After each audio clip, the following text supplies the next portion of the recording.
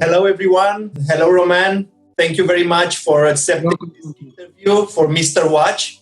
I will start with a short introduction. We are very honored to have today as our guest Mr. Romain Marietta, who is a product manager for Zenith. So let's say that he's in charge with all the dream watches we like to watch and to dream about. And he's been doing Zenith manufacture now more than 10 years, actually. I mean, you tell me. Yeah, actually 13 years, 13 years. It's like 13 years. So once again, thank you. And I will start our discussion by kindly asking you to tell us a few words about yourself and about your experience in the world of watches. Okay, thank you, Konstantin, for this new episode, this interview. So my name is Romain Marietta. I'm the head of product of the Zenith manufacturer since now 2011. I joined the company in 2006 as a trainee at the marketing department. So I had the chance to quite evolve within the manufacturer. I also had the chance to meet a lot of different CEOs, starting from Thierry Nataf to Julien Tornard nowadays. My I would say background in the watchmaking industry, I started at Zenith, so this is the only, I would say, brand for whom I worked. But I have, I would say, the watchmaking, I would say, through my veins since I was a kid, because my father is the director of a dial manufacturer in Switzerland, independent dial manufacturer. So I guess I was a bit born and raised in this industry, and unconsciously that's why I've been directed to come and work within the watches. Very interesting.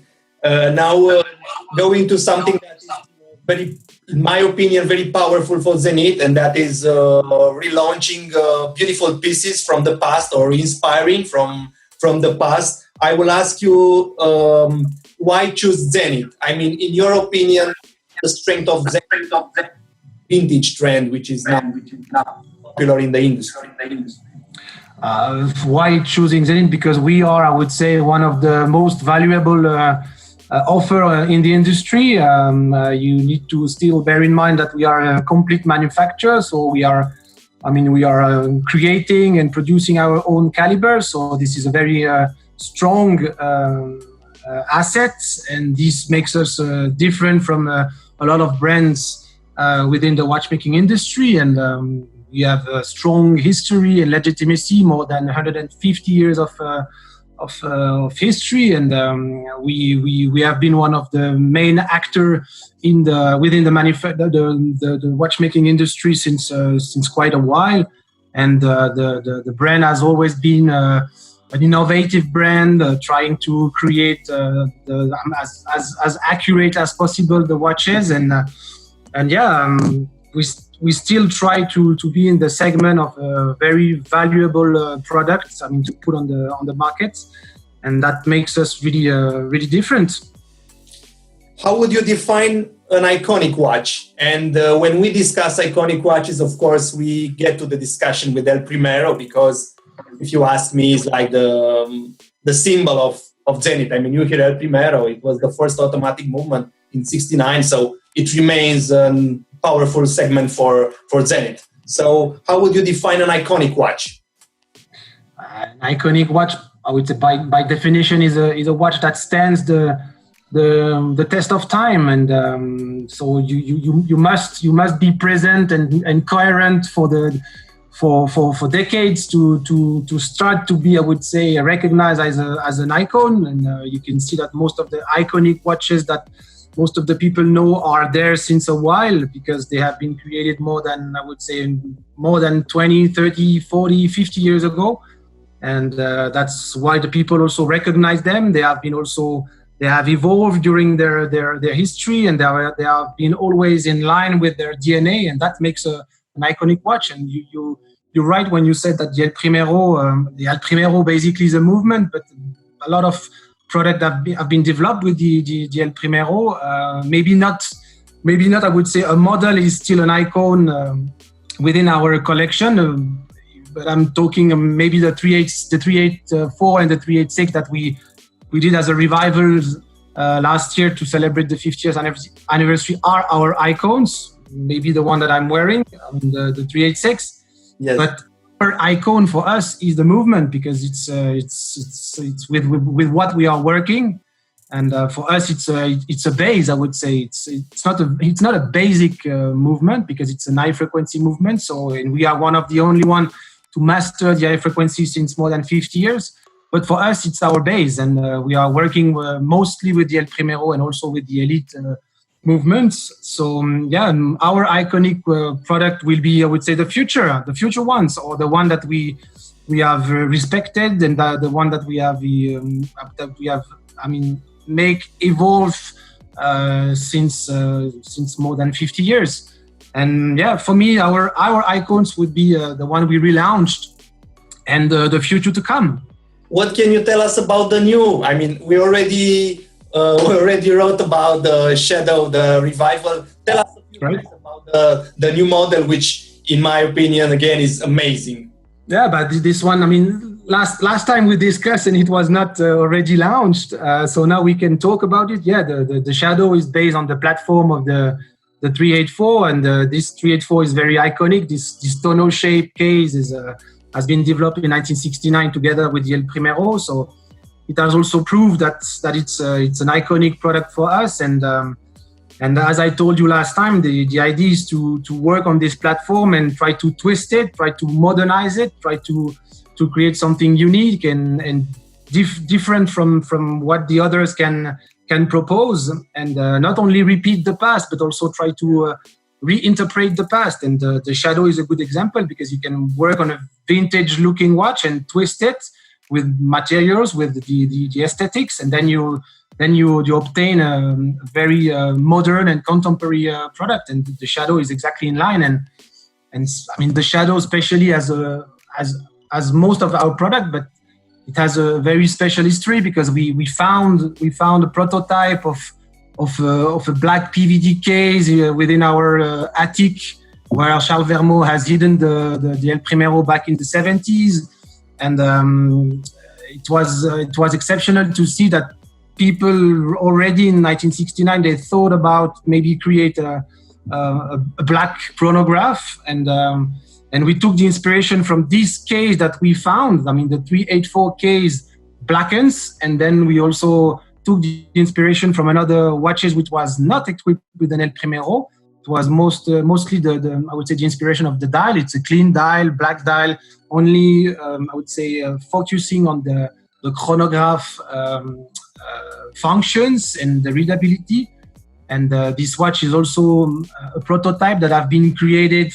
We esteem that it has been developed for 4 or 5 different prototypes. We found one here in our archives, and one is being selling since I would say 2 decades from client to client. It appears once again I would say 2 or 3 years ago on the Hodinky shop, and it was based on a different caliber than the El Primero. It was a Martel caliber. It's a movement manufacturer that we bought in 1959. So it was really pre El Primero era.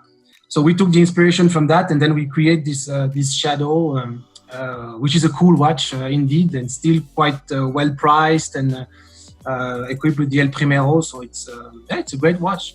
How do you comment about the partnerships between cars and watches? Obviously, cars and watches have linked together. Links. You can have some bridges between these two environments. Of course, it's all about mechanical, especially if you are like us, a manufacturer.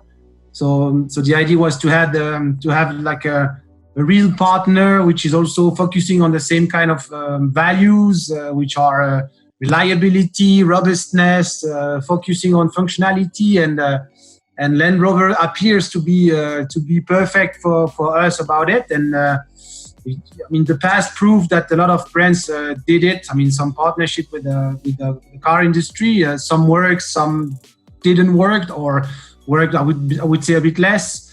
We are together since 2016. We did pretty much 4 or 5 now models together. The last one we did is I would say the most accomplished one, because it was really a real teamwork since the very early drawings until the end.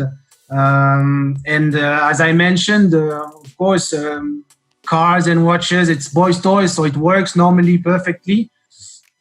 So for the DeFi Land Rover edition, we have been involved since the beginning. As I said, I've been there to Gaydon, to the design studio, so I've been able to see as a preview the Defender, actually 3 different prototypes of the car. So we had time to discuss the different elements, the design element, and the DNA of the car, and try to find a way to implement them into the DeFi collection. And we came to the result of the DeFi Defender, the Land Rover edition, which is very clean, very minimalistic, focusing on the chronograph functionality.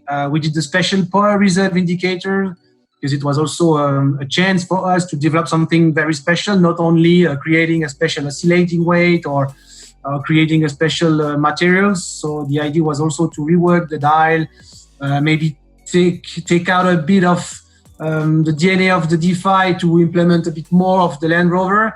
And I think it's a good match. The watch has been presented in Dubai, and it's limited edition. It's already sold out, and we started the deliveries last month, and we can see that the sellout is quite good. It's very interesting because you are telling us about the design features, which are implemented, and I would like to ask you, how do you build a mechanical watch for the future? How do you attract the new, let's say, passionate, the new public into this story of mechanical watches? It's a complex question.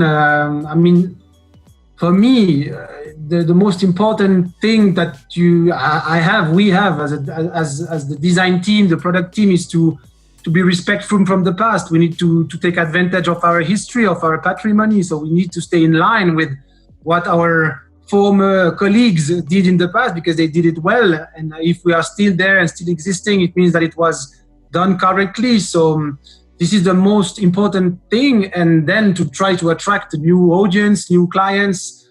You need to bring some novelty, some innovation. You need to attract them by good designs. It's hard to do good design. There's a lot of brands that are doing a lot of very good design, I must admit. The whole watchmaking industry is pushing the boundaries of the design, of the accuracy, of the development of the movement. We need to stay in line with our history. We need to stay a manufacturer. We need to take advantage of this. We need to stick to this advantage to be able to produce our own calibers. And building the future is very complex. We have the chance to have 4 different lines, which can also attract different audience. DeFi is very modern, and Pilot is very much more vintage oriented. Then Chronomaster is very much about the chronograph, our own real legitimacy, all talking about high frequency. Elite is much more for a timeless and an elegant clientele. So we can reach different world, different people, and then when you want to attract, you need to innovate, you need to bring some new stuff. And we did it also with the DeFi Inventor, for example, which is a new development, a new path for a possible path for the future of the watchmaking industry, but still in line with your DNA, what makes the essence of your brand. And it's all about chronometry, reliability, accuracy. So it's complex. I hope that we are doing well, and we do some re-edition. We do some revival. We can twist it. It's also working, and you see that people who didn't. I was not born in the 60s, in the 70s, but I'm very much attracted by these decades, because most probably I haven't been there at that time, and a lot of designs really speaks to me, and it speaks now to the younger clienteles. We can see, for example, the last Shadow and all the revival we did. It's vintage oriented, but it's twisted and it works. So if it's a good mix, a good blend of your past and what can be the future in terms of materials, of look, then it works. Yeah, I mean, asking me, it works very well. One last question: which watch are you wearing, and why do you wear it? I'm wearing the 386 because this 386 is the godfather of, I would say, all chronographs, especially ours, of course. But it's really an emblematic watch that also pushed the boundaries of every single chronograph you can have on the market now, because we have been the first to introduce an automatic chronograph with a high frequency heartbeats. And this 386, the revival we did, and the one I have, which is the steel version that you can only have within the anniversary box, the celebration of the 50th anniversary. I have it on the ladder bracelet, which is the leather bracelet we did together with for the Philips edition. So it's a straight end links version. So it's not the integrated one. So it's a special combo that I have the chance to wear because of the product. So I can basically grab it into the job, man. I mean, and I will not. It will not. I mean, leave my wrist because I just love it because it's the godfather of our chronograph. Very, very nice answer. Thank you so much, Romain. Thanks again for your time, and thanks again for this wonderful interview, and hope to see you again, maybe at the manufacturer. Hopefully. Thank you, Konstantin, for this interview. It was a pleasure.